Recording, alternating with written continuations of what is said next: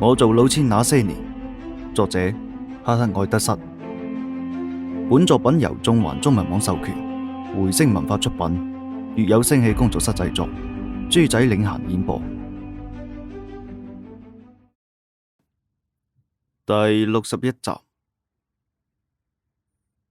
個男仔不停咁揮舞住拳頭，但係佢畢竟仲係個細路仔，佢嘅拳頭打喺李三嘅身上，唔痛唔癢，軟弱無力。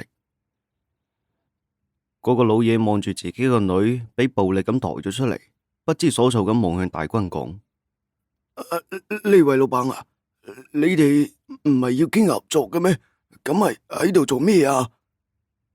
大軍冇理個老嘢，目光冷淡咁望住冇遠處嘅黃艷艷。黃艷艷，借條我帶咗嚟嘅錢，你準備點還啊？黃龍勝輸嘅錢，憑咩要我還啊？我同佢一早就已經離咗婚噶啦。黃艷艷硬住條頸，一副唔服氣嘅樣，仲對住個老嘢喺度嗌：阿爸啊，你快啲去報警啦！呢班人整無賴嚟噶。黃艷艷係抱住唔還錢嘅心態誓死反抗。80萬咁係一筆巨款嚟嘅，又係賭博嘅時候借嘅貴利，貴利利滾利，再富有嘅家庭都頂唔住利息嘅疊加，所以黃艷艷根本就唔打算還呢筆數。聽到個女喺度嗌，個老嘢意識到我哋嘅身份，即刻向住院外走去。屋內嘅座機已經被揼到爛晒，佢想要報警，只有去揾附近嘅公共電話。你去做咩啊？個老嘢啱行冇兩步，喺旁邊嘅傻強就喐咗啦。佢伸手鏈住老嘢條頸，直接將個老嘢稱咗起身，雙腳離地。緊接住佢手掌一揈，老嘢直接俾佢打喺地上，爬都爬唔起身。阿爸，黃艷艷同埋個老婦人同時喺度嗌，睇到自家嘅主人受傷，俾養咗7年嘅土狗用力咁衝刺住，試圖掙脫鎖鏈嘅束縛。佢不停咁喺度吠，宣洩心中嘅憤怒。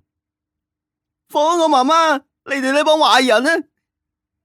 與此同時，個細路仔抱住李三個手，直接一啖就咬咗落去。你個仆街仔！一向被忽略嘅細路仔突然狠狠咁喺手上咬咗一大啖，疼痛之下，李三鬆開咗捉住黃艷艷嘅手，直接捏住咗個細路嘅嘴。咬合肌嘅力度再強，但係佢畢竟仲係個細路仔。李三毫不費力咁捏開咗個細路嘅嘴，但係佢並冇尊老愛幼嘅善心，甚至連一啲人性都冇。咬我係嘛？你個仆街仔，我俾你咬！李三一抬腳，直接將個細路仔踢出去3-4米遠，但係佢並冇停手嘅意思。佢向住個細路仔走去，揮舞住手上嘅拳頭，就要向細路仔嘅面上中去。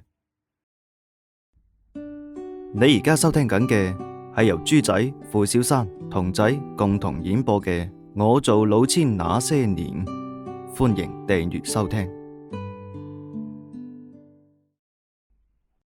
我以為我自己係一個冷漠嘅人，但係當我睇到呢一幕嘅時候，我就係忍唔住握緊咗拳頭。連一個細路仔都咁樣落手，呢班人先至係當之無愧嘅畜生。三哥，細路仔就算啦。我嗌住李三，我知道大軍今日叫我嚟睇呢一幕係對我嘅考驗。江帆提醒過我係唔可以有慈悲之心嘅，會害咗自己。大軍嘅呢次考驗就係考驗我個心夠唔夠狠。畢竟老千呢一行係要切局贏錢嘅，甚至係贏到對方傾家蕩產、負債累累。賭徒輸錢唔值得同情，輸幾多都係佢哋抵死。可憐嘅係佢哋被殃及池魚嘅家人，正如同眼前嘅呢一幕幕。黃肥佬走佬，可憐咗佢嘅屋企人，要遭遇江湖人嘅水滿腰脹。呢種考驗係我需要經歷嘅。如果我係一個自由老千，我可以心懷慈悲之心，睇到俾我害慘嘅賭客家人遭受折磨，我良心未泯，可以選擇退還一部分嘅賭資，就當係求一份安心。但係我而家係一個賭場嘅老千，如果我心懷慈悲之心，咁就係擋住咗賭錢嘅賺錢路，甚至有可能因為一啲心慈手軟嘅舉動，導致賭場名譽受損，以及影響自身嘅安危。我自認為係一個心狠並且懶豪嘅人，但係我從嚟都唔認可人之初性本善呢句話。我感覺好多人一生出嚟就係個衰人，但係當我睇到一個細路仔為咗救佢阿媽，乜都唔理咁同埋壞人做抗爭嘅時候，我仲係心軟咗。我可能唔係個善良嘅人，可能亦都會喺學校裏邊恰好似我曾經嗰種弱小、家庭貧窮嘅同學，但係至少喺呢一刻，佢係一個勇敢、有擔當嘅勇士，值得俾我尊敬。面對我嘅勸說，李三只係睄咗我一眼，就擰翻轉頭去。人微言輕，我嘅話佢直接選擇咗略過。算啦，你同個細路十啲咩氣啫？直到大軍開口，李三停住腳步。阿仔，你夠膽喐我仔試啊嗱！我同你搏命！李三腳步啱停，黃艷艷武性潛力大爆發，掙脫咗馬路嘅束縛，向住李三撲咗過去。死八婆，想死啦係嘛？李三心中有火，面對黃艷艷嘅襲擊，佢冇半步退縮，抬手就係一拳中喺個女人嘅面上。黃艷艷俾呢一拳打到向後褪，李三捉住黃艷艷嘅頭髮，一抬手就一巴揈咗落去，啪嘅一聲。本集已經播講完畢，多謝你嘅收聽。如果覺得好聽嘅話，幫手點個讚，同埋推薦下專輯啊！月票投得越多，我哋嘅動力會越大，更新嘅速度就會越快。歡迎大家踴躍評論，我哋都會一一回覆。多謝你嘅支持。更多好聽又精彩嘅故仔，請關注粵有聲氣工作室。我哋下集見。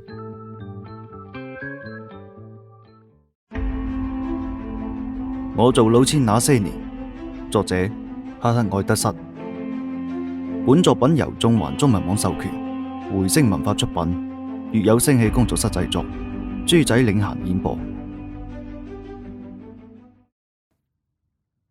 第62章，鮮血順住黃艷艷嘅嘴角流淌而出，淒厲而悲涼。個白衣婆睇到自己嘅老公同埋個女被打，唔知從邊度攞咗一把鐵鏟嚟，對住李三個頭就拍咗過去。老人嘅動作遲緩，喺旁邊嘅馬六又唔係個廢物。白衣婆嘅鐵鏟並冇拍喺李三嘅頭上，喺半空嘅時候就俾馬六捉住咗。馬六用力一扯，搶過咗鐵鏟。相比於李三，馬六仲有人性，佢只係搶過鐵鏟，並冇去打呢個白衣婆，只係口頭警告：好過嚟啊，再過嚟，連你一齊打噶。但係個老婦人似乎失去咗理智，佢喊住咁執起地上嘅掃把，向住馬六打去。我同你哋死過！馬六喺個白衣婆嘅步步緊逼下，只好被逼還擊。佢冇用鐵鏟嘅鏟頭，而係用鐵鏟木棍嗰度將個白衣婆捅翻在地。喺個白衣婆被拱冧嘅同時，個老嘢忍住身上嘅疼痛，咬牙切齒咁從地上爬咗起身，仲未等佢企穩，就又俾傻強一腳踢翻在地。唔好喐啊！傻強一腳踩喺個老嘢心口上，嗰塊面上竟然仲係一副戇居居嘅笑容。我有啲唔忍心。啱入門嘅時候，個老嘢嘅笑面相迎同埋熱情，仲要招呼我哋入屋食排骨。就憑呢兩點，我對個老嘢嘅印象仲唔錯。但係我唔可以再開口啦。見到自家主人接二連三咁被打倒，嗰隻喺鎖鏈上瘋狂扯咗好耐嘅大黃狗，終於破開咗封印。鐵鏈係扯唔斷嘅，佢係將埋喺地底嘅木樁連同扯起。突破束縛嘅嗰一瞬間，呢隻大黃狗直奔傻強，嗰對血紅嘅眼裏邊充滿晒人性化嘅殺意。大黃狗雙眼血紅，鋒利嘅犬牙上係糾纏埋一齊嘅口水。鐵鏈同埋木樁隨住佢嘅奔襲喺地上拉出咗一條好長嘅痕跡。傻強呢個人睇起身戇居居咁，但係打交呢，我就覺得佢係個頂尖嘅好手。見到隻大黃狗向佢衝嚟，傻強攞開咗踩喺老嘢身上嘅腳，雙腳如同木樁咁沉喺地上，擺開架勢。佢手掌迅速摸向後腰嘅部位，喺大黃狗向佢跳躍撕咬嘅同時，傻強伸向後腰嘅手亦都抽咗返嚟。呢個時候，佢嘅手唔再係空無一物，喺佢手上係一把鋒利到閃住寒光嘅殺豬刀。你而家收聽緊嘅係由豬仔、付小山、童仔共同演播嘅《我做老千那些年》，歡迎訂閱收聽。戲劇性嘅猛犬救主嚇退5名匪徒嘅電影場景，並冇發生喺現實。現實係殘酷嘅。大黃狗掹出木樁已經知透咗佢全身嘅力量，佢有殺心，充滿憤怒。但係憤怒賜予佢嘅力量早就已經被消耗殆盡，佢嘅速度被嗰條沉重嘅鐵鏈以及木樁拖慢，撲向傻強嘅時候動作十分緩慢。實際上喺我呢位老千嘅面前，佢嘅動作就好似放慢速咁。大黃狗撲向傻強嘅同時，傻強手中鋒利嘅尖刀迅速刺入，只聽噗嗤一聲，鋒利嘅刀刃直接沒入咗大黃狗嘅胸膛。大黃狗一聲淒厲嘅慘叫，撲向傻強嘅身體停滯喺半空處，隨後跌落在地。大伯，個老爺見到自己愛狗被殺，即時眼淚橫流，就好似痛失子女嘅父母，悲痛萬分。兒仔終於清靜咗啦。傻強面上掛住岸口嘅傻笑，佢嘻嘻兩聲，掹出咗插喺大黃狗胸前嘅殺豬刀。喺把刀掹出嘅剎那，鮮血就好似被打開嘅水閘咁噴濺而出。傻強好有經驗，佢喺掹刀之前即刻匿埋一邊，避免咗俾血液潑灑嘅下場。眼前嘅呢一幕幕只發生喺短短嘅5-6分鐘內。呢5-6分鐘，我已經領略到江湖人嘅手段，雖然同情，但係都講唔上有幾不忍。咁就係命，佢哋可憐可悲，但係佢哋要掛要恨嘅人，唔應該係大軍呢班人，佢哋應該恨黃勝龍呢個仆街。如果唔係佢賭博輸錢，如果唔係佢連夜走佬，呢個溫馨嘅小院都唔會落到咁樣嘅下場。賭博嘅人唔可悲，亦都唔可憐。可憐嘅係佢哋嘅家人，呢班遭受無妄之災嘅人，先至係可憐人。望住面前嘅老嘢悲痛欲絕，用拳頭瘋狂抌地發洩自己悲憤嘅樣，我有啲不忍。大軍叫我贏晒黃肥佬手裏邊嘅錢，如果我喺贏晒黃肥佬所有錢之後，唔敢好勝，急於展示自身嘅能力，或者今日呢單慘事就唔會發生。突然之間，我心裏邊莫名咁湧起一股自責嘅熱流，今日個好苗頭。我作為一個老千，選擇咗呢條昧住良心賺錢嘅路，我就要狠。如果我唔夠狠，咁現實就只會對我狠，令到我成為苦命人。小東，收數就係咁噶啦，你唔夠狠，咁呢班人就會耍無賴，你嘅錢就攞唔返嚟。對付呢啲無賴，就要用比佢哋更加無賴嘅手段。本集已經播講完畢，多謝你嘅收聽。如果覺得好聽嘅話，幫手點個讚，同埋推薦下專輯啊！月票投得越多，我哋嘅動力會越大，更新嘅速度就會越快。歡迎大家踴躍評論，我哋都會一一回覆。多謝你嘅支持。更多好聽又精彩嘅故仔，請關注粵有聲氣工作室。我哋下集見。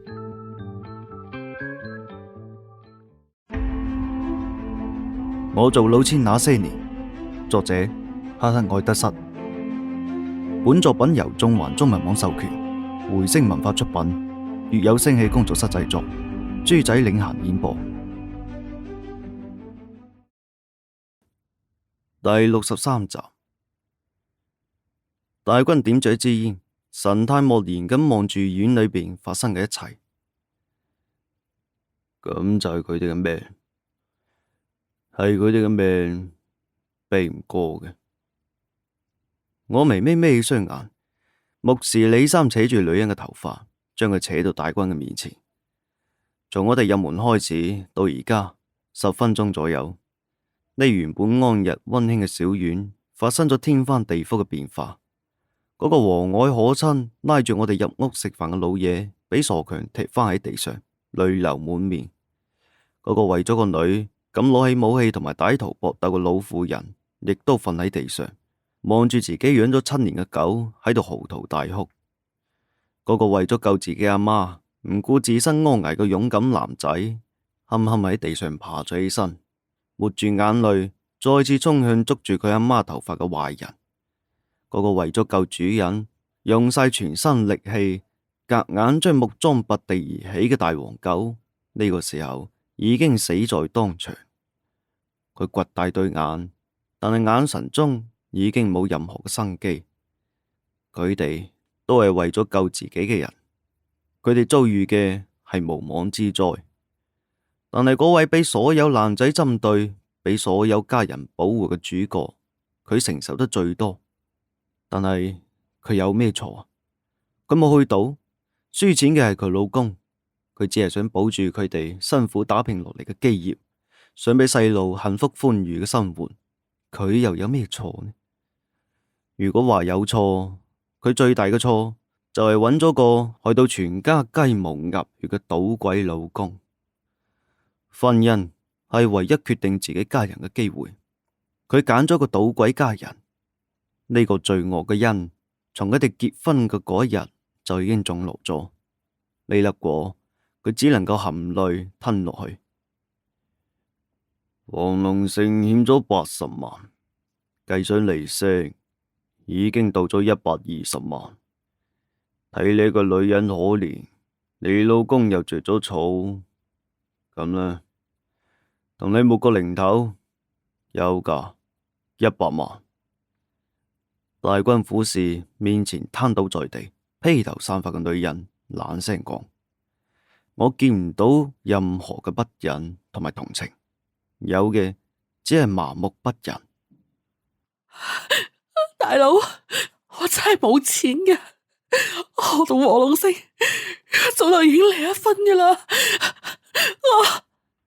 個女人仰起頭，喊到梨花帶雨，楚楚可憐。佢爬到大軍嘅腳邊，仰視自己面前威武高大嘅男人，喺度乞求住。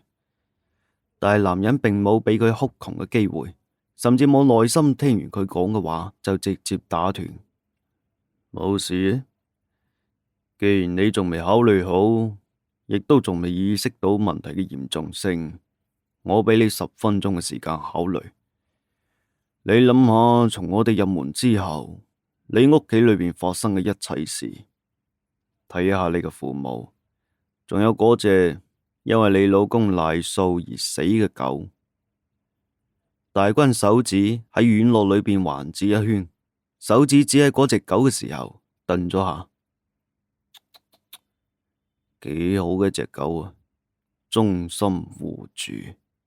可惜啊，大軍為呢隻狗惋惜嘅同時，喺旁邊親手終結大黃狗生命嘅傻強，仲喺度昂口咁笑住。佢唔理呢個時候個老嘢望向佢嘅目光有幾憤恨，仲對住個老嘢傻笑咗幾聲。老爺，呢隻狗好過你哋屋企嗰個仆街女婿啊！你而家收聽緊嘅係由豬仔、付小山、童仔共同演播嘅《我做老千那些年》，歡迎訂閱收聽。我從袋裏邊攞出支煙嚟，靜靜咁望住眼前發生嘅呢一幕，心軟肯定會有嘅。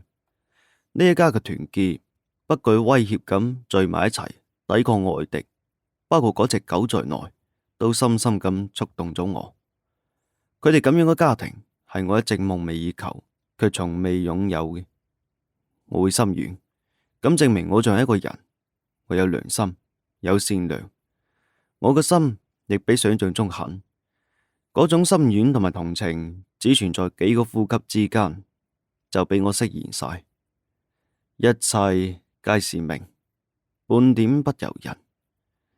貴利固然可恨，但係要怪，亦只能夠怪借貴利賭博嘅人。冇人攞刀攏喺黃肥佬條頸上，叫佢去賭嘅，亦都冇人逼住佢借貴利。佢係一個成年人，佢自己做嘅事，佢就要為此負責。佢選擇逃避問題，就一定會諗到大軍呢班人嘅手段。黃艷艷選擇一個冇責任心嘅人做老公，咁佢承受今日嘅呢一切就係命中注定。黃肥佬咁樣嘅人，我唔贏佢嘅錢，照樣有其他嘅人贏。所謂十賭九詐，大場有大老千做局，細場呢亦都係小老千耍詐。一個人染上賭博，咁呢一世就冇嘅啦，連帶家人都要跟住受牽連。黃艷艷，你面前嘅呢啲仲只係開胃小菜，重頭戲仲未上演。你覺得你可以成家人逃離江源市咩？軍哥唔係唔開明嘅人，想方設法咁將錢還上。如果唔係嘅話，你呢個屋企從此就冇個消停嘅。我啜咗啖煙，講出咗今晚對黃家人嘅第一句話。我承認我有私心，畢竟佢嗰筆數裏邊有我40萬嘅分成，同時我亦都喺度幫佢。除非佢可以將家業同埋親人全部帶嚟江源市，逃到幾千里之外，呢一世都唔俾揾到，否則佢就只能夠乖乖咁還錢。本集已經播講完畢，多謝你嘅收聽。如果覺得好聽嘅話，幫手點個讚同埋推薦下專輯啊！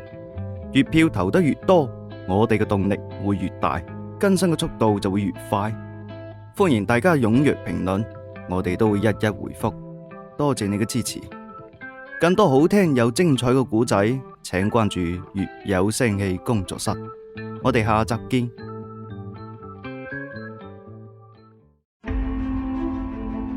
我做老千那些年，作者哈克愛德瑟。本作品由縱橫中文網授權，回聲文化出品，粵有聲氣工作室製作，豬仔領銜演播。第64集，黃龍勝敢賭上百萬，賭場亦都敢放貸俾佢，就證明呢個黃肥佬一定有百萬家業。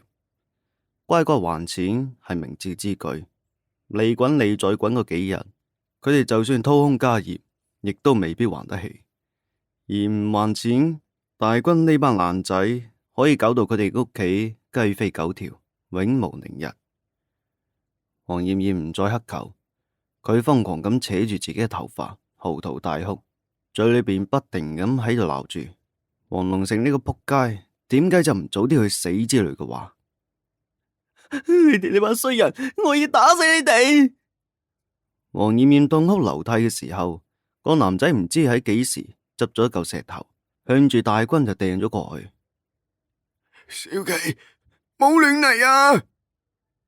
個老爺見到自己嘅外孫去打大軍，喺度大聲呵斥。如果呢嚿石頭打中咗大軍，後果會不堪設想。我都唔敢想象大軍會唔會發嬲。佢發嬲之後又會係點樣？我並唔認為呢位刀頭舐血爬到大哥位置嘅男人會有同情心。軍哥小心！望住嗰嚿石頭飛向大軍，我眼疾手快，伸手拉住咗大軍隻手，將佢拉埋一邊。嗰嚿石頭順住大軍原本企嘅位置，咻一聲飛過，重重咁跌落地下。一嚿比拳頭大啲嘅石頭揼喺身上會好痛，但係我就唔驚大軍有咩事。大軍嘅身高有成1.8米高，細路仔嘅力氣唔夠大，根本就打唔中佢嘅頭。嗰嚿石頭打喺身上唔會有太大嘅傷害，但係我都不由得為呢個男仔抹咗一把汗。如果佢打中大軍，咁會面臨咩結果？真係諗都唔敢諗。反正作為大軍嘅手下，嗰個冇一啲人性嘅李三，一定會衝上去，俾呢個男仔兇狠殘忍嘅教訓。睇似我出手係令到大軍免去傷害，實質上亦都係救咗呢個細路仔嘅一次。呢個雜種，俾面要面係嘛？李三望住嗰嚿擦身而過嘅石頭，咁先至將兇手確定喺個細路仔嘅身上。佢從地上執起一塊唔大唔細嘅石頭，直奔個男仔走咗過去。你唔係好鍾意掟石頭嘅咩？我今日就要你同石頭接觸個夠。李三扯咗個男仔嘅衣領，將佢成個人從地上稱咗起身。呢個時候個男仔仲唔服氣，揮舞住拳頭，不停咁打住李三嘅隻手。王八蛋，你放開小琪啊！細路仔都打，你哋呢班畜生！個細路仔嘅外公見到自己心頭肉俾李三稱咗起身，搏晒命咁從地上爬咗起身，要救個細路仔。老實咁瞓喺度啊你！但係傻強同埋馬六就並冇俾個救人嘅機會，甚至連佢從地上爬起身嘅機會都唔俾。眼睇住自己嘅手要遭毒手，黃艷艷喊住抱住大軍腳講：我求下你啊！有事就衝我嚟啦！我係細路嚟嘅咋，你放咗佢啦！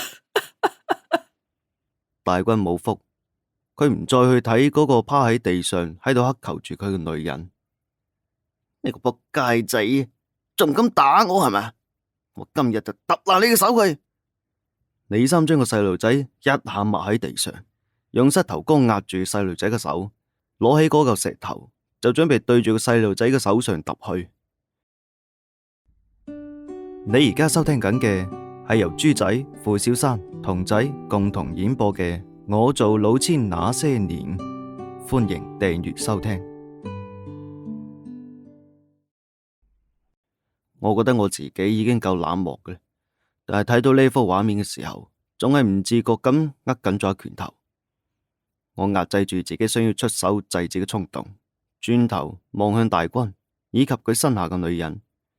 理智講俾我聽，而家唔適合開口。就算開口，我人微言輕，李三亦都唔會聽。只要話出手制止，我想，但係我唔會喐。呢個細路仔同我非親非故，我又唔係啲咩黑客，我唔打算因為一個陌生嘅細路仔影響我自己嘅前途。人都係咁噶啦，都係自私嘅。尤其係我呢種冇感受過幾多關懷，處處俾人睇唔起嘅窮小子，更為自私。我唯一能為呢個細路仔做嘅就係祈禱，祈禱大軍嘅開口同埋女人嘅決定。我還錢，只要你放咗我個仔，我即刻還錢。終於喺母愛嘅光輝下，錢都係身外之物。個女人鬆口應承還錢，但係李三明明聽到個女人開口，卻仲係舉起手中嘅石頭，對住個細路嘅手一下揼咗落去。李東，你做咩啊？李三抬頭斜眼望住我，冷聲質問。喺呢個女人開口話還錢嘅瞬間，我就做好咗營救個細路嘅準備。因為李三呢種人過於有仇必報，好在我呢啲年嘅手速冇白練，喺李三揼落去之前捉住佢隻手。佢話只有放過佢細路先至還錢，你聽唔見啊？我目光直視李三，毫不退讓。萬一就因為你嘅過激之舉，導致佢唔準備還錢，呢100萬你孭得起咩？我出手係源自於我個良心未泯，畢竟嗰個只係一個細路仔，但係咁並唔代表我嘅人格有幾咁高尚。如果黃艷艷唔鬆口還錢，我都唔會出手相助嘅。本集已經播講完畢，多謝你嘅收聽。如果覺得好聽嘅話，幫手點個讚，同埋推薦下專輯啊！月票投得越多，我哋嘅動力會越大，更新嘅速度就會越快。歡迎大家踴躍評論，我哋都會一一回覆。多謝你嘅支持。更多好聽又精彩嘅故仔，請關注粵有聲氣工作室。我哋下集見。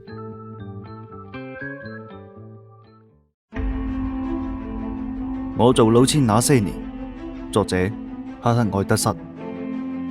本作品由中環中文網授權，回聲文化出品，粵有聲氣工作室製作，豬仔領銜演播。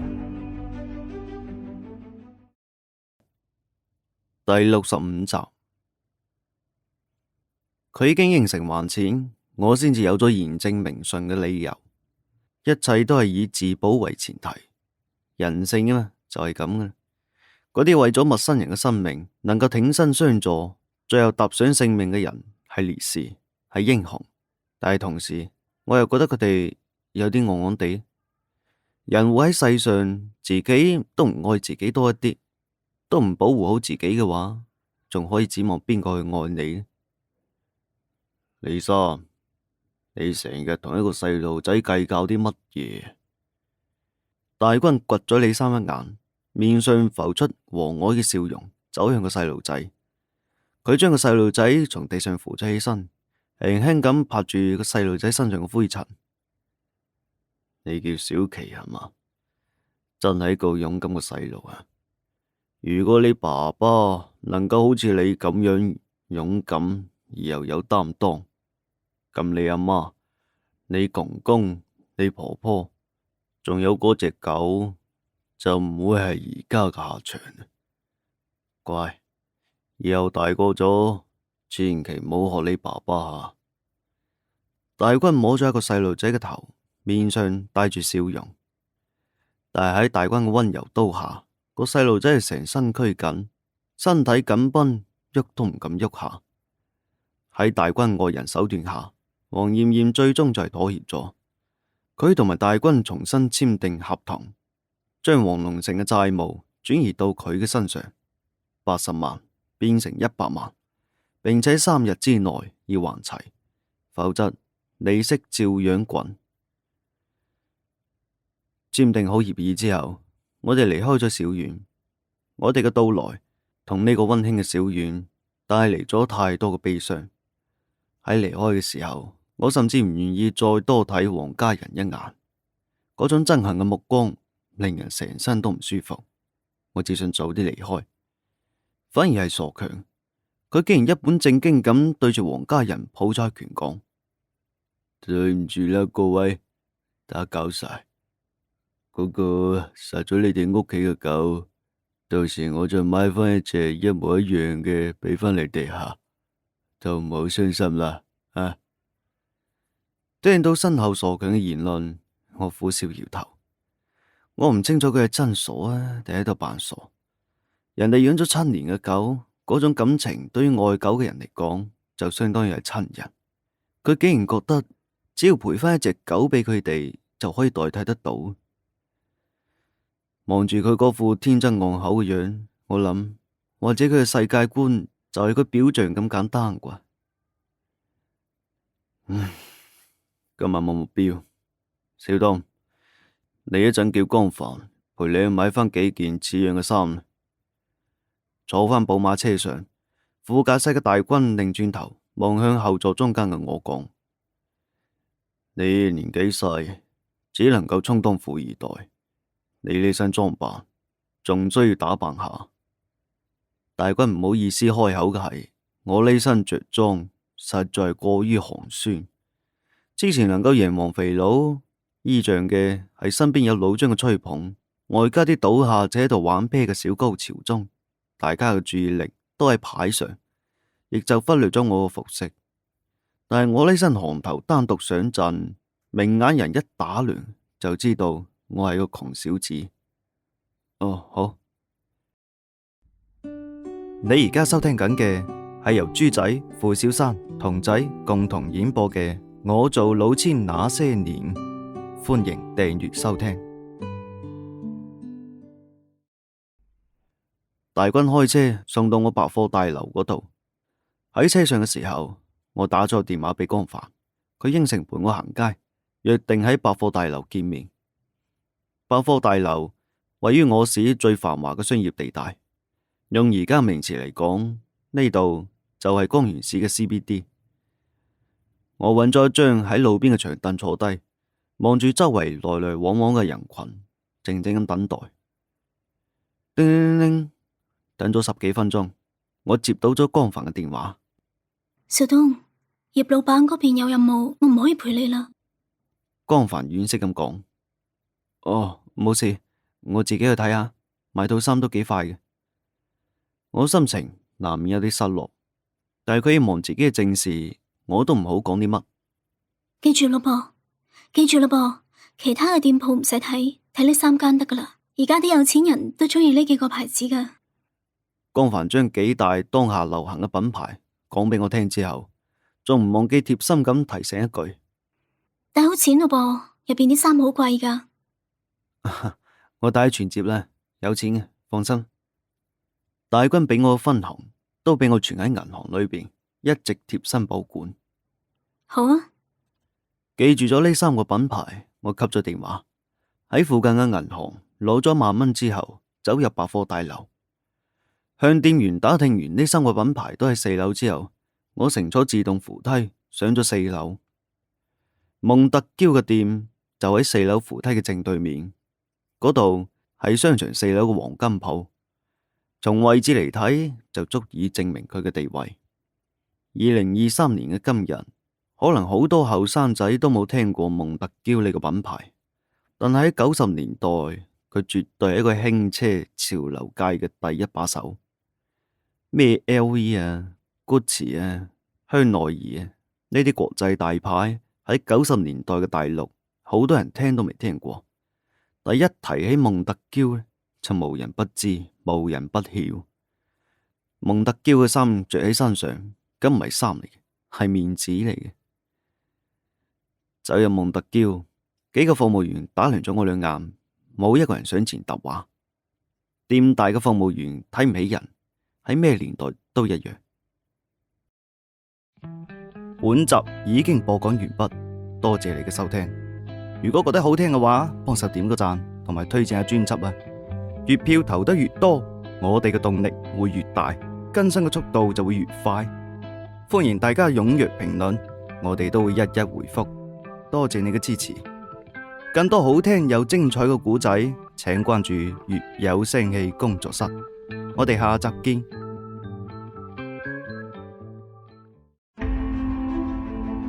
我做老千那些年，作者哈克愛德瑟。本作品由縱橫中文網授權，回聲文化出品，粵有聲氣工作室製作，豬仔領銜演播。第66集，我亦都能夠理解，畢竟我呢身着裝睇起身就唔似有錢買得起咁貴重服裝嘅人。走咗一圈，一件西裝外套吸引咗我。寬大啲嘅西裝外套喺90年代係一股潮流，我見好多人都係咁着嘅，好靚仔。袋裏邊有錢嘅我都想整翻件。你好，我想問下呢件外套要幾多錢啊？我禮貌咁問，換嚟嘅只有個店員嘅一句唔耐煩。成為3800啊！聽到3800嘅價格，講實話呆晒我。一件衫要3000幾蚊，咁係普通人幾個月嘅工資，咁貴啊！聽到呢個價格，我感慨咗一句：買唔起就唔好問啦，呢度蒙特嬌唔係國貿地下。個短頭髮嘅服務員唔耐煩咁鄙夷講：咁呢件襯衫呢？我指住另外一件條紋 polo 衫紋，呢種印住小花圖案嘅襯衫，我喺大軍身上見過。黃肥佬嗰日亦都係着住呢個標誌嘅衫，以及酒吧裏邊俾我老點嘅綠道街海哥，同樣着嘅都係呢種印住小花圖案嘅襯衫。江帆講得好啱，而家有錢人果然都着蒙特嬌呢種咁貴嘅衫，對於其他人嚟講係面子。但係對於我嚟講呢，就係入場券，亦都係工具。我唔在乎着咩衫，幾蚊嘅衫我都可以着幾年，但係我冇呢件衫，我偽裝嘅身份就會存在破綻，咁係必要嘅道具。都話咗咯，買唔起就冇問我。個短頭髮嘅服務員面上嘅唔耐煩已經變成咗一種厭惡。好，我點咗一頭，走向另外一個長頭髮嘅服務員。呢個女服務員喺成個店裏邊，我睇起身相對順眼嘅人，至少佢從我入店之後，並冇露出睇唔起嘅神色。我從袋裏邊攞出1萬蚊，以及能夠象徵身份嘅手機放喺手裏邊把玩。佢唔願意賣俾我，你可唔可以講俾我聽嗰件襯衫幾多錢啊？先生，嗰件襯衫物價嘅係。個長頭髮服務員仲未向我介紹完價格，之前對我冷言冷語嘅短頭髮女仔就即刻小跑過嚟，語氣中嘅唔耐煩一掃而空，反而有幾分尊敬同埋討好嘅味道。阿珊啊，呢件衫呢1700啊。短頭髮嘅女仔匆匆跑嚟，對我歉意又討好咁笑咗下，解釋講：我哋店入邊呢，成日都會嚟幾個又冇錢又想要買又問嗰啲呢。我以為你都係咁啊，對唔住啊。佢嘅解釋我可以理解，確實存在好多買唔起就亂問價嘅情況發生，尤其喺大牌店裏邊。但係一個服務員要對得起服務2個字，佢嘅工作就係幫客人介紹產品同埋價格，而唔係狗眼看人低，以貌取人。你而家收聽緊嘅係由豬仔、付小山、童仔共同演播嘅《我做老千那些年》，歡迎訂閱收聽。個短頭髮女仔跑過嚟之後，嗰個長頭髮嘅女仔呢就好識趣咁退開咗。我就揾佢賣，你幫我揾下嗰件外套同埋襯衫嘅碼數，俾我試下。我掠過咗個短頭髮嘅女仔，指向嗰個長頭髮嘅女仔講。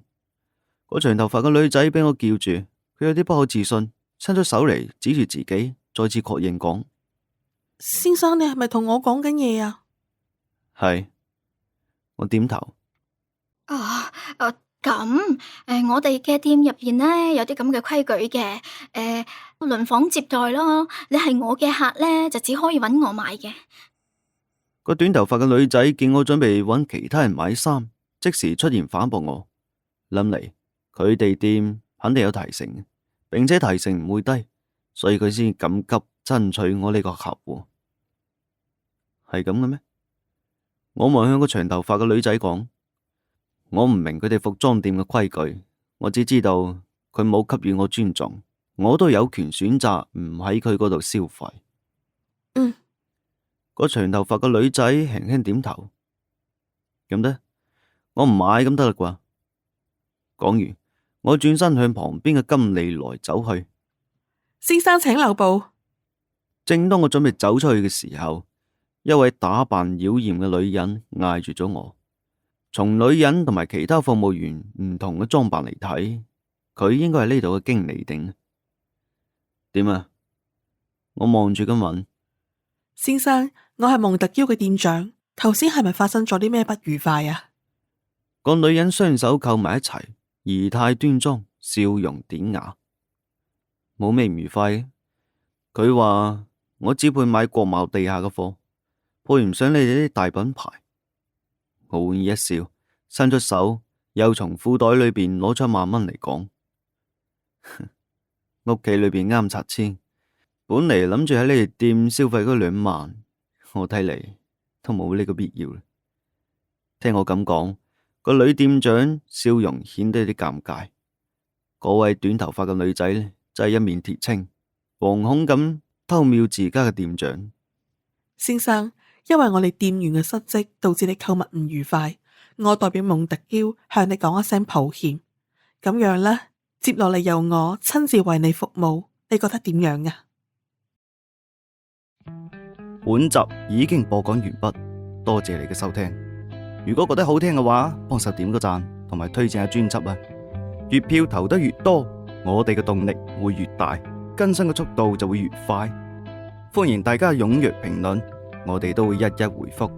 多謝你嘅支持，更多好聽又精彩嘅故仔，請關注粵有聲氣工作室。我哋下集見。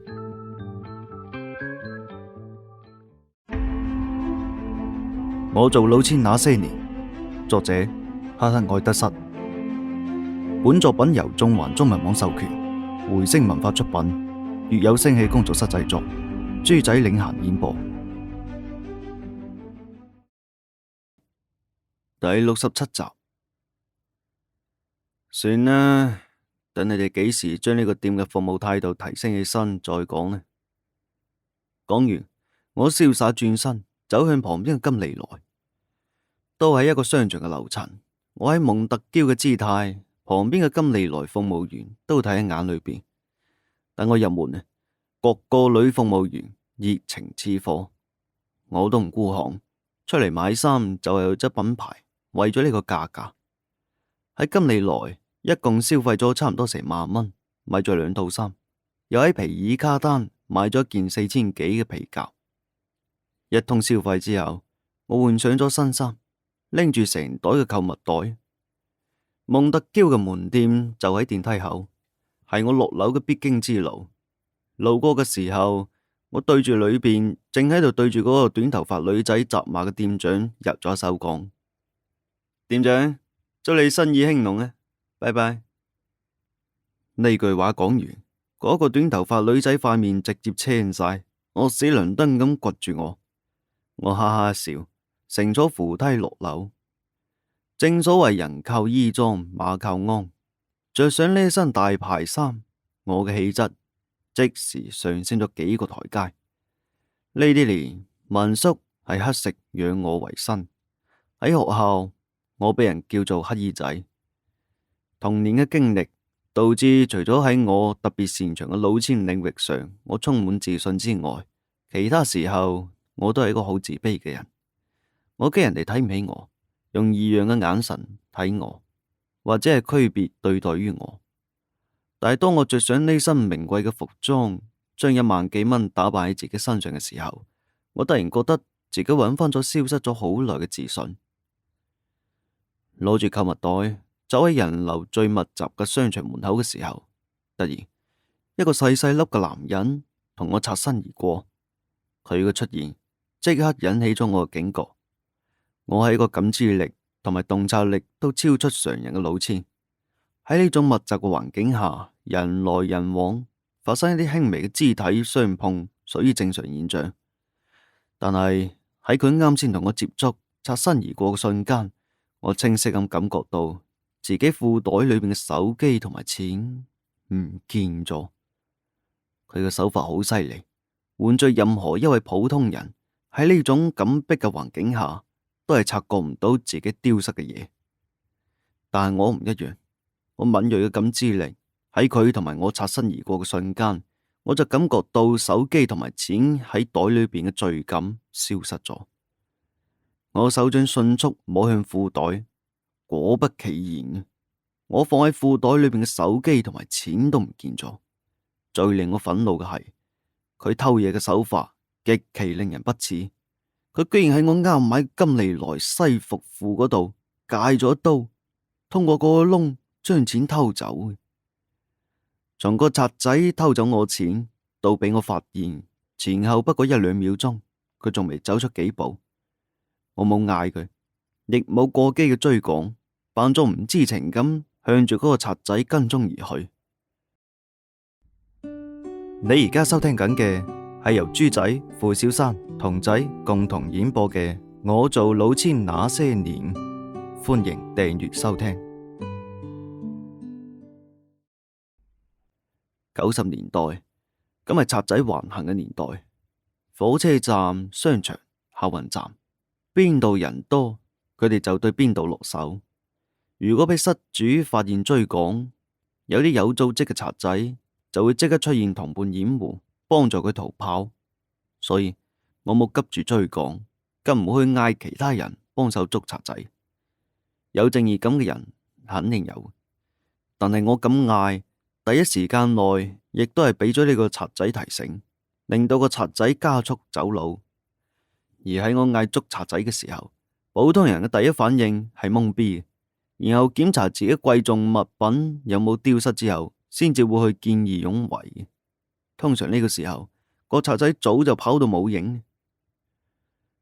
我睇住個賊仔走到個巷裏邊之後，我靜雞雞咁跟住入咗去。估計佢從嚟都冇遇過好似我咁樣發現俾偷錢，仲唔急唔慢反跟蹤嘅失主。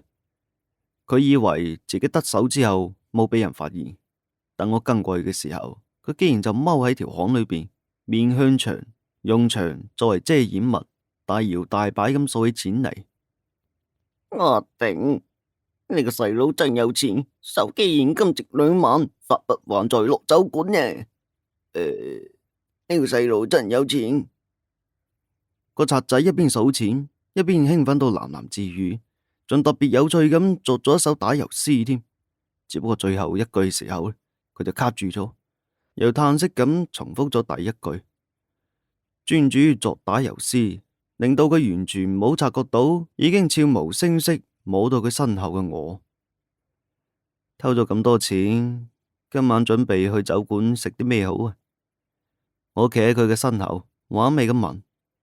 如此近距離之下，我唔急於捉佢，佢亦都逃唔過我嘅手掌心。食個豬踭，飲杯酒，食完活到99。個賊仔隨口就係押韻，佢興高采烈咁講到一遍，跟住笑聲就突然之間停咗。佢慢慢抬起頭，望向企喺佢身後居高臨下及住佢嘅我。我停！你幾時追咗過嚟噶？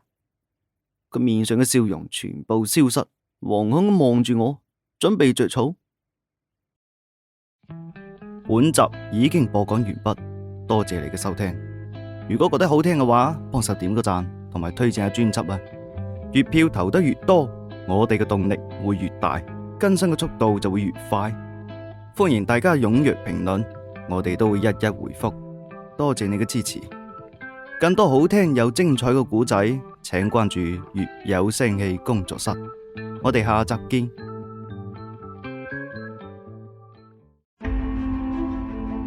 我做老千那些年，作者哈克愛德瑟。本作品由縱橫中文網授權，回聲文化出品，粵有聲氣工作室製作，豬仔領銜演播。第68集。笑容唔會消失，只會轉移。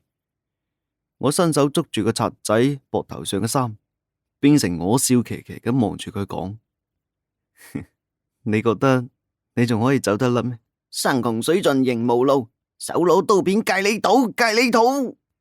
個賊仔俾我捉住衫之後，佢雙手迅速探出，向住我腹部探嚟，喺佢雙指之間夾住一塊鋒利嘅刀片，諗嚟。佢就用呢把刀片解開我西褲，順走咗我錢財。對於呢種人嘅奮力反抗，早就喺我意料之內。我身體向後攻，避過咗個賊仔突然襲擊，左手迅速探出，捉向賊仔嘅手。榮道都係一門技術。我面前呢位賊仔絕對係經過專業訓練，佢嘅動作同樣迅速。如果換成普通人，我嘅出手速度絕對可以捉住佢隻手嘅，但係呢個賊仔嘅速度同樣超快，迅速收翻手，躲避開我嘅左手。我並冇收手，左手握拳，直接變招，抬手一拳就中喺個賊仔嘅鼻梁上。鼻梁俾打過嗰種酸爽，令到佢短暫咗1秒鐘，陷入咗痛苦嘅失神中。高手過招，1秒鐘足以終結戰局。喺佢嘅鼻受創，雙手本能咁抬起，準備護住個鼻嘅同時，我抬起膝頭，直接冚喺佢塊面上。個賊仔向後褪到碌到地上，但係呢個賊仔仲算敬業，即使係挨咗打，仲係將偷嚟嘅嘢死死咁護喺懷裏邊。死賊仔，咁偷我嘅嘢，你真係唔生眼啊你！我抬腳踩喺佢攞刀片嘅右手上，吃痛之下，刀片跌落。我彎低腰，執起刀片，掉到遠處之後，我向佢入咗手講：將啲嘢俾翻我啦。我又冇話唔俾你，你打人咁做乜嘢啊你？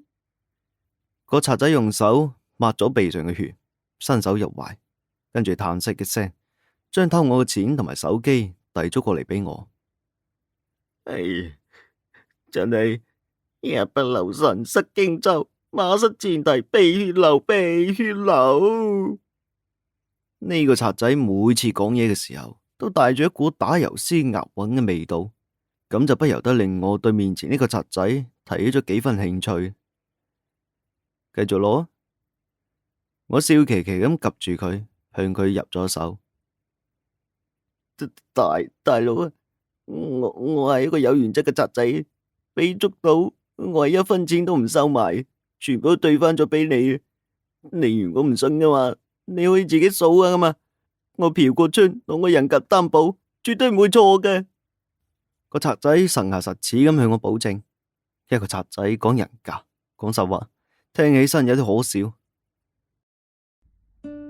你而家收聽緊嘅係由豬仔、付小山、童仔共同演播嘅《我做老千那些年》，歡迎訂閱收聽。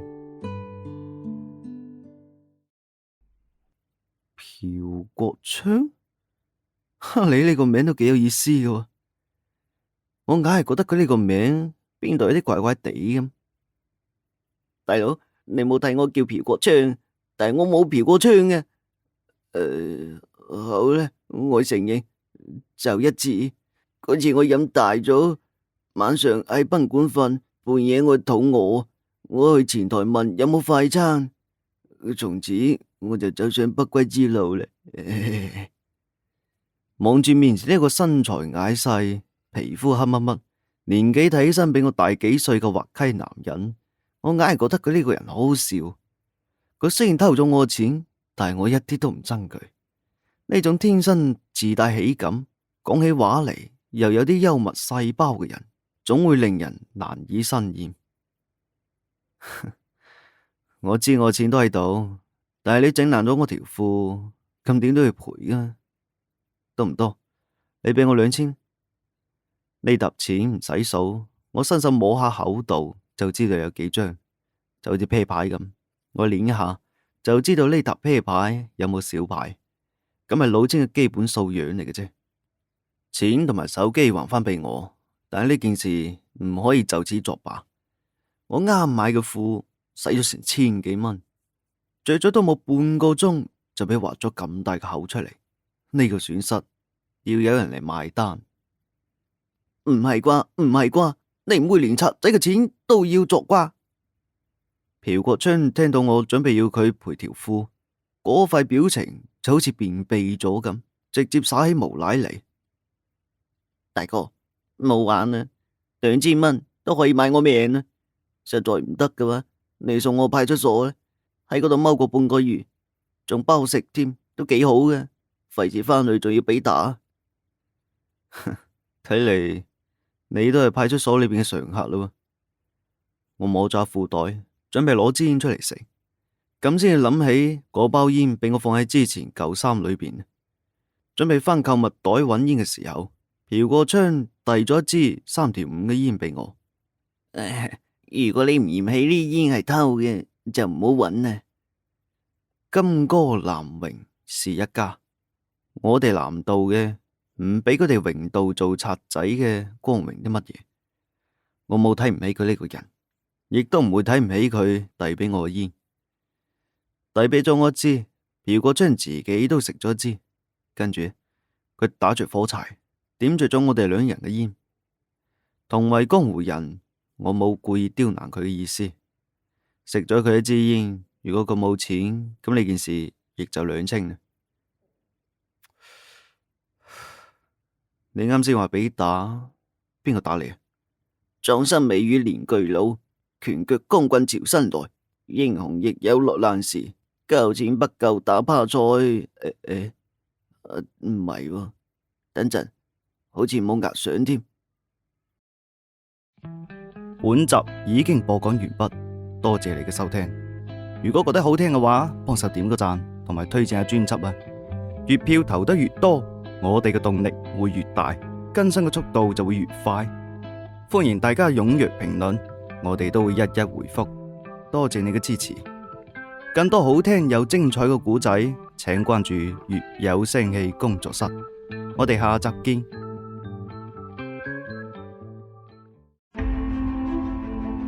我做老千那些年，作者哈克愛德室。本作品由縱橫中文網授權，回聲文化出品，粵有聲氣工作室製作，豬仔領銜演播。第69集，望住一副滑稽樣嘅朴國昌，我抬起腳，唔輕唔重咁踢喺個囉柚上。你個死仔，唔可以好好講嘢，就將條褲嘅錢賠俾我。得，大佬，你冇嬲啊，冇嬲啊！朴國昌向我擺咗手，然後十分做作咁嘆咗口氣。唉，做我哋呢行唔容易，偷啲錢大部分都要上交俾大佬，如果交嘅數額唔夠，咁就要挨打嘅。男人好難啊，做人好難啊！你大佬都咁對你啊，點解仲要跟住佢啊？自己偷嘅錢都唔夠你生活啊！我啜咗一啖煙，繼續問：唉，火車站、商場、客運站、步行街呢啲人流量大嘅地方，都俾佢哋壟斷晒。如果唔拜大佬，唔上交錢，一旦俾發現偷錢，就要剁手啦。人流量細嘅地方，又根本偷唔到錢，偷到仲容易俾發現。唉，做賊仔好難啊！朴國昌深吸一啖氣，仰頭望天。呢個成身都係藝術細菌嘅男人，亦都係佢嘅苦惱。唉，冇辦法啦，都係為咗生活。我就識一個偷，唔跟住佢哋撈，我攞咩生存嘅？金戈南榮四大家，最後俾班爛仔統治咗，可悲。我用手彈咗煙灰，煙灰脫離，隨風而散。金戈南榮，江湖四大家，雖然都做住唔光明嘅行當，但係終歸都係靠住手藝賺錢。從古至今發展咗1000年，最終卻成為咗攞住片刀嘅古惑仔手下。咁係四大家嘅沒落。榮門後代呢班賊仔需要依附江湖爛仔。我哋南道老千，如今都係喺大軍呢班江湖人手底下工作。哎呀，你犀利喎，靚仔，你仲知道金戈南榮噶？朴國昌聽我提起金戈南榮，即時提起興趣，望向我目光亦都多咗幾分親切。江湖路上一枝花，金戈南榮是一家。萬物歸南，南歸水，水漫五行，歸八卦。我隨口講出一句文叔以前成日都講嘅話：大哥，你都係江湖人啊？朴國昌眼神裏邊閃爍住驚奇，好似好不可置信呢段話可以從我口中講出嚟。我阿爸以前係金道，佢成日同我講呢啲嘢，所以我對你哋呢班江湖人並唔反感。我講咗個大話，我老千嘅身份係唔可以輕易洩露。唔怕1萬，就怕萬一。講完之後，我從袋裏邊攞出1000蚊，遞俾朴國昌講：嗱，呢條褲呢，就唔使你賠啦。呢1000蚊你攞住，返去冇被打啦。時間唔早啦，我都該走啦。你而家收聽緊嘅係由豬仔、付小山、同仔共同演播嘅《我做老千那些年》。歡迎訂閱收聽。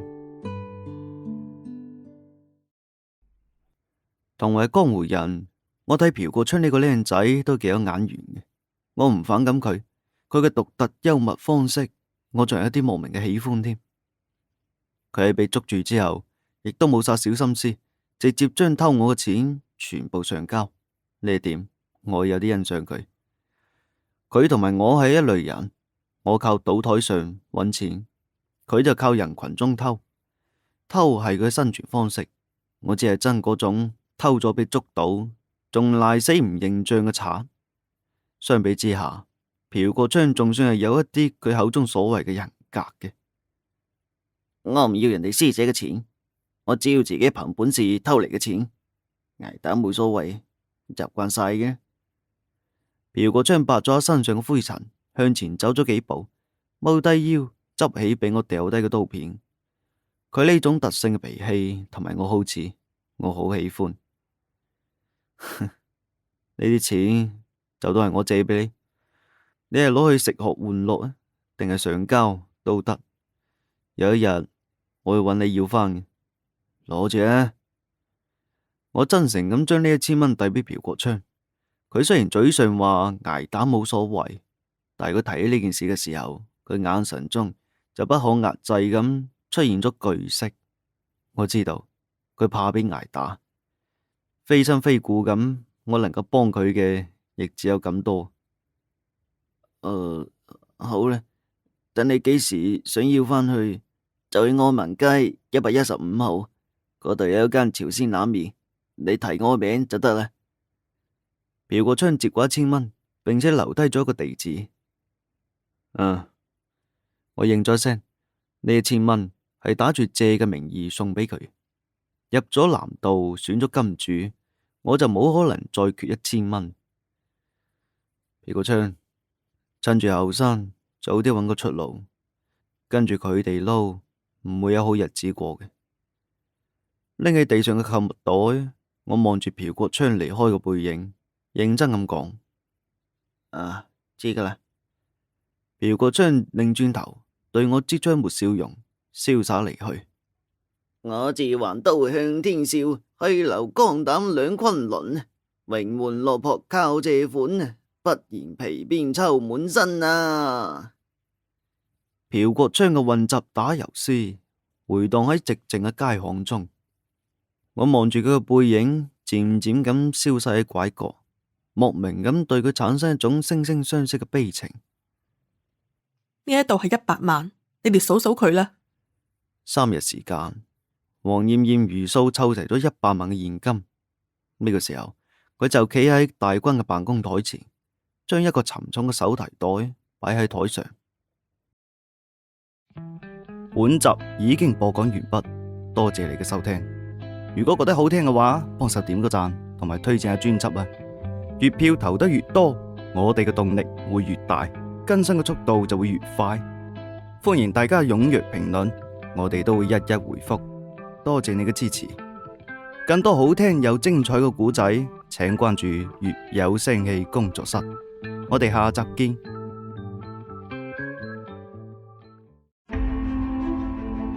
我做老千那些年，作者哈克愛德瑟。本作品由縱橫中文網授權，回聲文化出品，粵有聲氣工作室製作，豬仔領銜演播。第70集。不得不講，賭場咁借俾黃肥佬80萬嘅貴利，仲係了解黃肥佬個家業嘅。佢哋屋企確實有實力攞出100萬嚟。98年嘅100萬喺上海都可以買幾棟屋咧。不過睇黃艷艷憔悴嘅樣，諗嚟為咗湊齊呢100萬，亦都係費咗九牛二虎之力。阿嫂果然有魄力，話3日還清就3日，女中豪傑。大軍見到錢，望向黃艷艷嘅笑容中多咗幾分讚許。佢同馬六打咗眼色。馬六即刻起身，將手提袋裏邊嘅錢倒喺辦公台上。喺我想象中，100萬咁就係天文數字，數量起碼可以將大軍成張辦公台都擺滿晒。但係當馬六將錢放喺台上嘅時候，我發現100萬其實都並冇幾多，10沓1萬捆成一捆，一共10捆，睇起身都冇幾多。辦公台嘅1/4都擺滿。魄力就講唔上啦，都係軍哥嘅手段高。黃艷艷坐喺大軍面前嘅凳上，直視大軍講：以後就唔好叫我阿嫂啦，我擔當唔起啊！我同黃龍勝經已徹底離婚，再有下一次，唔該唔好再問我攞錢啊！我真係冇錢俾啊！黃艷艷嘅語氣中盡顯疲倦同埋無奈。一個男人犯咗錯，卻係佢呢個女人承受咗所有事，佢都係一個可憐人。放心，下一次就算佢差得再多，我都唔會再登門打擾啦。大軍同埋黃艷艷談吐過程中，馬六數完咗錢，冇任何問題。大軍收到咗錢，將黃艷艷嘅欠條消咗，所有賬一筆勾銷。等到黃艷艷走咗之後，大軍攞出4捆10萬嘅 cash 擺埋一邊講：小當，呢啲係你嘅錢，嗰度有個袋，你自己攞去裝啊。多謝軍哥。我攞起黃艷艷之前裝錢嘅袋，將屬於我嘅40萬放入袋裏邊。40萬入手，我成個人都覺得呢個世界有啲夢幻。謝咩謝呢？呢啲係你應得嘅。大軍將剩低嘅60萬鎖入佢辦公台嘅保險櫃裏邊，將錢鎖好之後，大軍雙臂搭喺辦公台上，對我講：你呢次嘅表現，我同聶老闆講咗，聶老闆對於你嘅表現亦都好滿意。不過呢，畢竟你加入我哋嘅時間太短，考慮到你年紀又細，心性可能唔夠成熟，所以聶老闆嘅意思係要你先留喺我呢度。你有冇啲咩諗法？軍哥，我冇咩諗法，我仲義不得留喺你身邊呢。有錢賺，時間仲充足，我哋兄弟感情又處得唔錯，無拘無束咁幾好啊！萬一等邊日去咗聶老闆嘅身邊，換咗新老闆，我諗我都會幾拘謹嘅。我嘅呢段話半真半假。呢幾日跟喺大軍嘅身邊，確實好好，我好鍾意呢種生活。但係我內心咪並唔滿足，我想接觸聶老闆，只有跟住更巴閉嘅人行，先至可以迅速咁出人頭地。你而家收聽緊嘅係由豬仔、付小山、童仔共同演播嘅《我做老千那些年》，歡迎訂閱收聽。拎住40萬現金去銀行嘅一路，我心裏邊都喺忐忑同埋興奮中徘徊。忐忑係因為我驚半路俾搶，興奮自然係窮人暴富時嘅喜悅。我一直以嚟都認為自己係個好慳嘅人，直到我真正賺到咗錢。以前慳係因為我窮，而家我有咗錢，就想體驗下有錢人嘅生活。晚上我主動約咗江凡食飯，就喺佢屋企附近嘅火鍋店。你咪話着咗呢件衫真係有種富二代嘅感覺喎，只不過呢個髮型呢就爭啲意思。如果改埋個髮型，佢行喺街度，可能好多女人都投懷送抱啊！江凡坐喺我對面，上下打量咗我呢身裝扮，調侃我。呢幾日我都冇見到江凡，佢忙於聶老闆交代嘅事，我亦就冇過多嘅打擾。等陣我就去做個髮型，我又真係想睇下有冇靚女投懷送抱。我將菜單同埋筆遞俾江凡，示意佢點菜。男人冇一個好嘢啊，掛住靚女啫。江凡掘咗我眼，冇氣咁數落咗我一句，開始喺菜單上勾勾畫畫。同你講個好消息啊！嗰40萬分咗俾你啊！我啱開口，準備同埋江凡分享今日嘅喜悅。江凡搶先一步，估出答案嚟。係。我都話咗啦，唔會少咗你嘅，遲早嘅事啫嘛。江凡將勾好嘅菜單遞俾服務員，美眸撇向我講：前幾日又唔信我，而家信咗啦。信啊！我尷尬咁勾咗頭。前幾日我同埋江凡一齊去黃肥佬屋收數，傻強斬咗黃肥佬一隻手指當作利息嗰個夜晚，江凡就信誓旦旦咁對我講過，話呢80萬肯定攞得返嚟。當初我係保持懷疑嘅態度，因為黃肥佬寧願斷一隻手指，亦都堅決唔鬆口。黃艷艷當時嘅態度亦都十分強硬。佢同埋黃肥佬離咗婚，堅決唔負責黃肥佬嘅賭債。本集已經播講完畢，多謝你嘅收聽。如果覺得好聽嘅話，幫手點個讚，同埋推薦下專輯啊！月票投得越多，我哋嘅動力會越大，更新嘅速度就會越快。歡迎大家踴躍評論，我哋都會一一回覆。多謝你嘅支持。更多好聽又精彩嘅故仔，請關注粵有聲氣工作室。我哋下集見。